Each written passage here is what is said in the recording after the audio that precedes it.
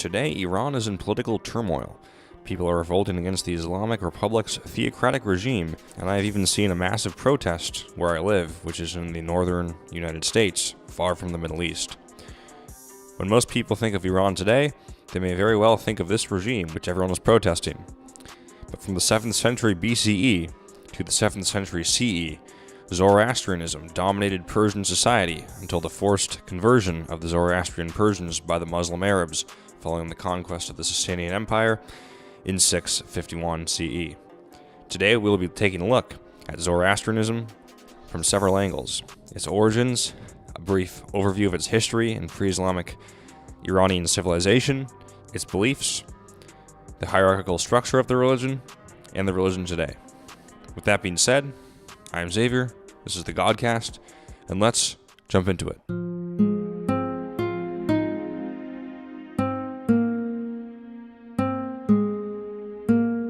Origins. Few, if not any, religious leaders are more influential yet largely unknown as Zoroaster. In fact, where and when he lived is highly debatable, although somewhere between 660 to 583 BCE is generally acceptable. Zoroaster's real name was not Zoroaster, but rather Zarathustra Spitama, and he likely lived in what is now Afghanistan. His family name denotes something like, quote, camel herder, end quote, which anchors him in history as an actual person versus a mythical figure due to his family name's symbolic irrelevance. In other words, it makes sense that he would be a historical figure because his family name being basically camel herder doesn't really tie down to any theological or symbolic meaning, so it makes sense that it's something that's sort of a nugget of history that you can mine out using the historical method. Whatever tribe he belonged to is very difficult to determine, because many tribes that later converted to Zoroastrianism claim that he was actually their own. According to Zoroastrian tradition, his parents were named Purishaspa and Dugdova, and he was born into the priestly class of society and became a priest himself, but was disillusioned with emphasis on what he believed to be mindless ritualism and polytheistic worship. When bathing in a river at age 30, Zoroaster experienced a vision of Ahura Mazda. This is actually a common theme in religion, in which a 30-year-old man is washed in a body of water and receives a vision. We see this in Christianity with Jesus of Nazareth when he is baptized by his cousin John at the age of 30 in the Jordan River, and the Holy Spirit descends from heaven, and God the Father says to the crowd, "This is my Son, in whom I'm well pleased." So that's obviously a revelation that happens during some sort of bathing-related activity in water. And then the case of Guru Nanak, the founder of Sikhism, when he was 30 years old, he was bathing in a river, and he was swept into heaven, into the court of Waheguru, who was God in Sikhism. And he remained there for 3 days and learned heavenly truths. So that's a very interesting comparison across those three different religions. It's sort of like an archetype. It's very interesting. Zoroaster's teachings were poorly received at first, and he only managed to attract a few followers at first, but things took a turn for the better when he met a man by the name of King Vishtaspa. According to Zoroastrian tradition, Zoroaster impressed King Vishtaspa by healing his horse's leg and forming a ball of fire to impress the king. King Vishtaspa was something of an expansionist, and as he expanded his kingdom, he instituted Zoroastrianism as his territory's official religion, something Zoroaster neither opposed nor explicitly supported. Zoroaster was later killed by enemy troops when tending to a fire temple. However, it is believed that his seed is miraculously preserved in a lake, and then it will be joined with each of 3 virgin women when they bathe in the lake Kanseoa, producing messianic beings called Seotians, and the final and third Seotian figure will usher in the end of the world.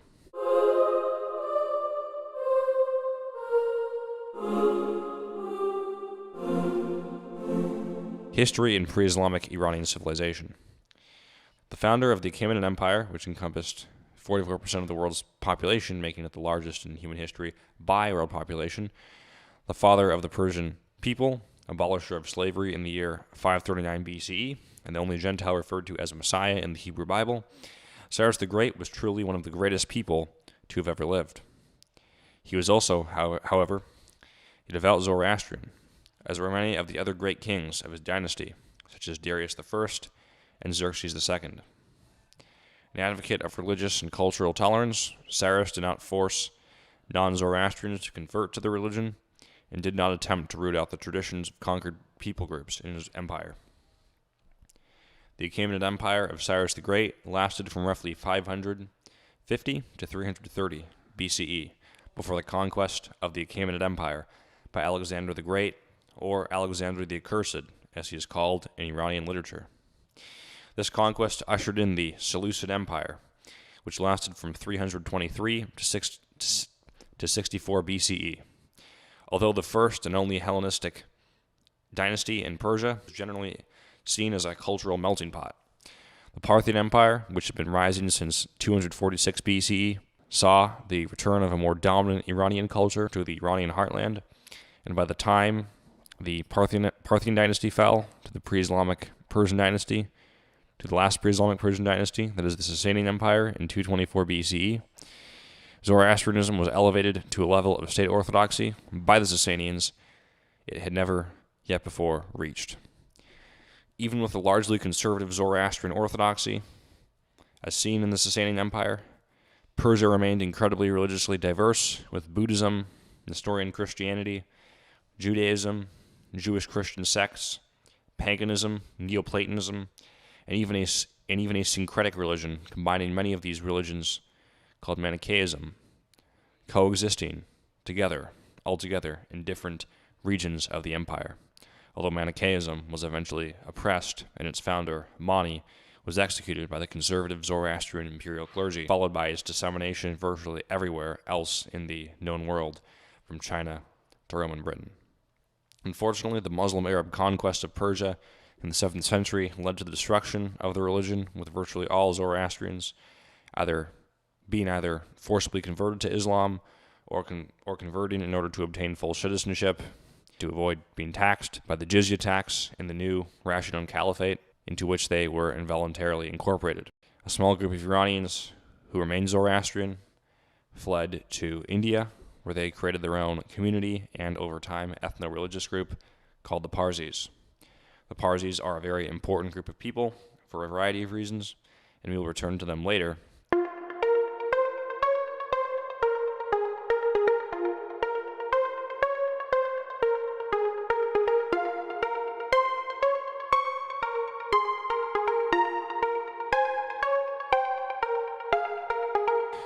Zoroastrianism emerged from a sort of henotheism. So if we were to sort of gauge the degree to which pre-Islamic Iranian religion was monotheistic or polytheistic, it was at most henotheistic on one end, and on this other end, it was polytheistic. Zoroaster taught that Ahura Mazda, who was a spirit, was actually the greatest of the spirits, and it was the only one deserving worship, with the possible exception of Mithra, or Mitra, who is the god of the sun.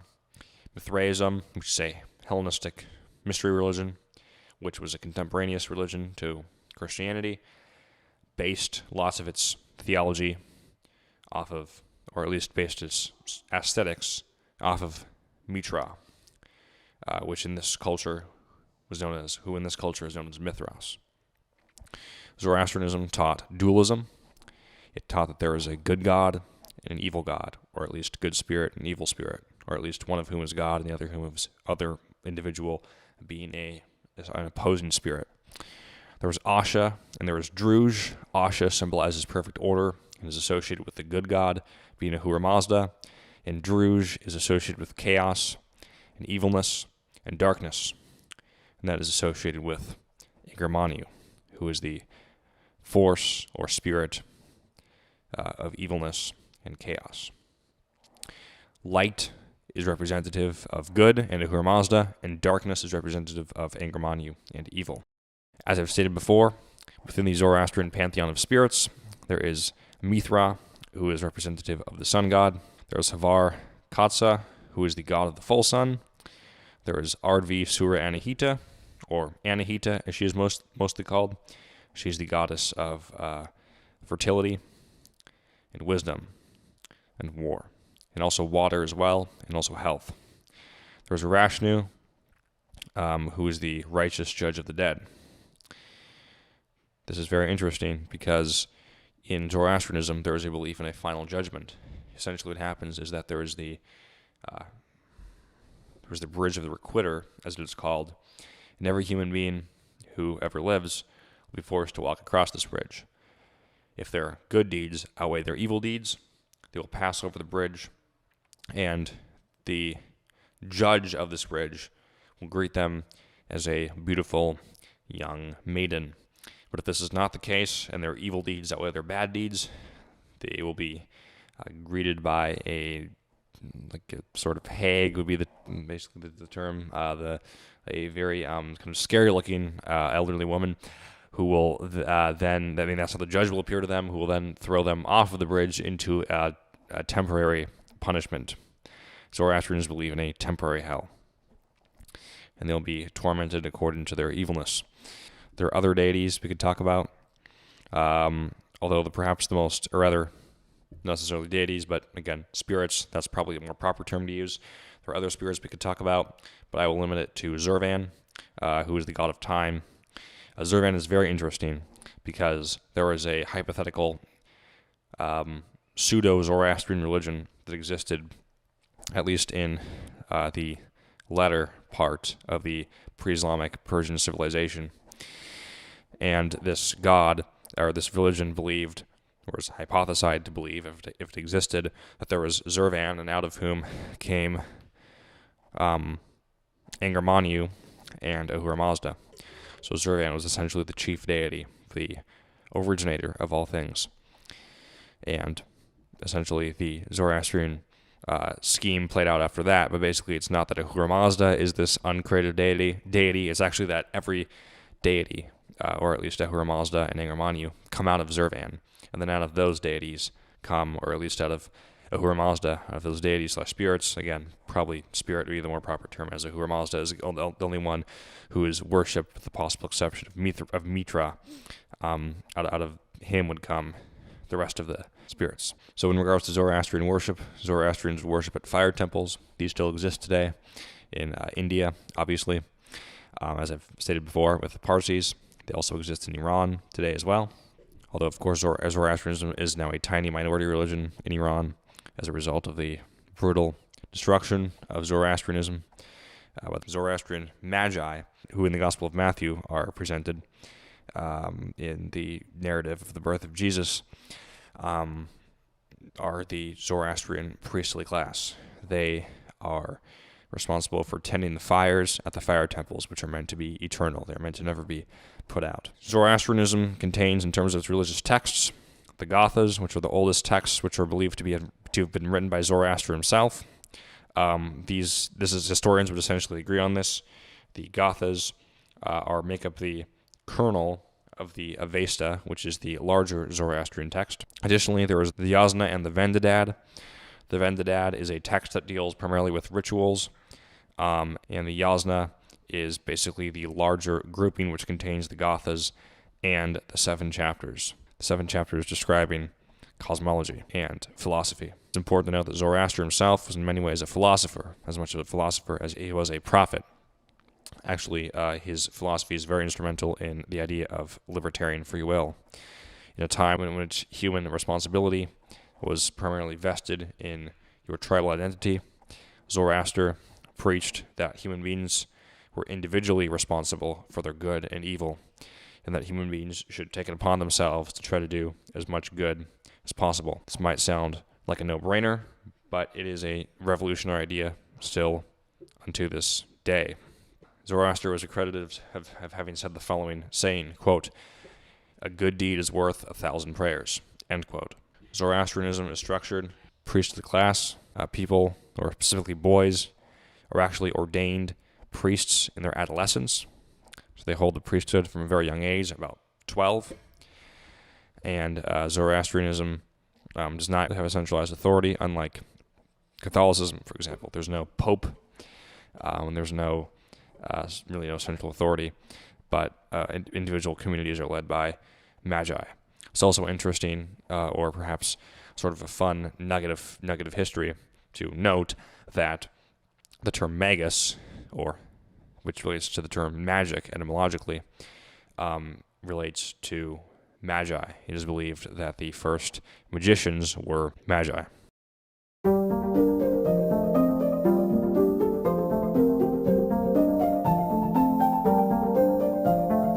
All right, now we'll be discussing Zoroastrianism's incredible influence on other religions, namely Christianity, Judaism, and Islam. It's important for us to understand that the history of Judaism can be divided, roughly speaking, into the period of pre-exilic Judaism, then Second Temple Judaism / post-exilic Judaism, and then Rabbinic Judaism. If I were to sort of be asked to divide it into 3 different groupings, of course it's a lot more nuanced than that, but that's sort of the oversimplified version we'll be using. In pre-exilic Judaism, there was no contact with Zoroastrianism. The view of heaven and hell was relatively, was actually completely absent from Jewish cosmology, or is at least very vaguely hinted at. Of course, this doesn't necessarily root out that Judaism is false or that Christianity is false. It simply means that when we read the Torah, there's only a slight reference, if not a very sort of dulled and subdued reference to the afterlife. The afterlife is sort of viewed as just this place where you go in a sort of realm of shades. It's called Sheol. Now, after the Jews are freed from the Babylonian captivity by Cyrus the Great, the rabbis come into contact with the Magi's. And as a result of this, the rabbis begin begin conceptualizing of a more colorful afterlife as inspired by the Zoroastrian understanding of the afterlife. This marks the beginning of Second Temple Judaism, which begins in the 6th century BCE and ends in the year 70 CE with the destruction of the Second Temple by the Romans. The Second Temple period contains a flavor of Judaism that's very different than that of the pre-exilic period, including the explicit belief in an afterlife, unless you are a Sadducee. If you remember in the Bible, there's the Pharisees and the Sadducees. The Sadducees only take the Torah. They only believe in the 5 books of Moses, the Pentateuch, if you want to use a Christian term for it. And they, as a result, consequently reject the notion of the afterlife and the resurrection of the dead. Whereas the Pharisees, who are steeped in Second Temple theology, believe very Zoroastrian concepts, a very Zoroastrianized view of Judaism.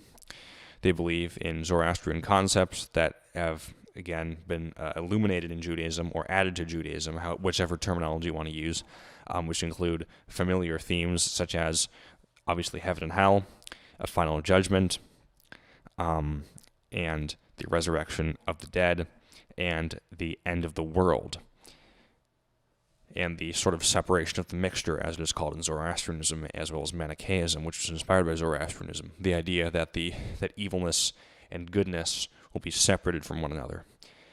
They believe that there will be this viewpoint of eternal hell, in which individuals who are evil will be thrown into eternal hell, which is where all the evil will be kept, and individuals who are good will be resurrected in their bodily form and will enjoy eternal life on a paradise earth / heaven, which is where all the goodness is restored, or is kept, is separated. And this, of course, carries over into Christianity. This sounds very similar to the Christian conception of the eschaton, or the end times, and the general Christian conception of heaven and hell. This, of course, carries over into Islam as well. Muslims obviously believe in heaven and hell. They also believe in, of course, a final judgment and the resurrection of the dead. Now, of course, this is not to say that Zoroastrianism is a completely man-made religion and that Judaism is a completely man-made religion and that, as a result, Christianity and Islam are. I'm simply saying this because it's a very interesting idea that the rabbis may have gotten inspiration from the Magi's in terms of how they conceptualize the afterlife.